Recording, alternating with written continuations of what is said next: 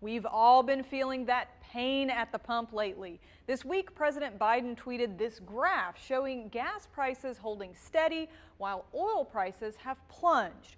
White House Press Secretary Jen Psaki says oil and gas companies are trying to pad their profits by not lowering gas prices. Americans deserve relief and fast as oil prices fall. Retail gasoline prices are updated at least daily, and if gas retailers' costs are going down, they need to immediately pass those savings on to consumers. Here's the question. Are oil and gas companies charging more than they should? Our sources are North Carolina A&T economics professor Scott Simpkins, AAA Carolina's Director of Public Affairs Tiffany Wright, and GasBuddy.com analyst Patrick De Haan. Simpkins says oil and gas prices do not usually fall at the same rate, and price gouging, for example, usually happens when areas are more isolated, like when people only have access to one source of gas after a hurricane.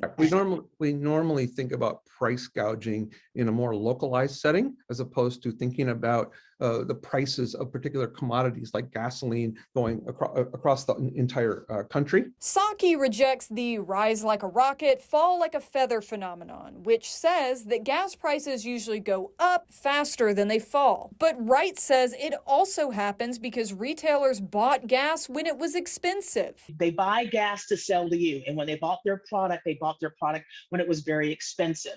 And so for them to drop their cost and to drop their price dramatically would end up being a loss for them. De Haan says there's usually a lag time in prices and that many stations were also 2 to 3 days behind in raising prices when oil costs started to go up. So we can verify, no, oil and gas companies are not charging more than they should, and experts say it's likely gas prices will continue to decline once stations buy new supplies at lower prices. This doesn't rule out the possibility of isolated price gouging cases. If you suspect it's happening, you can report it to the state attorney general's office.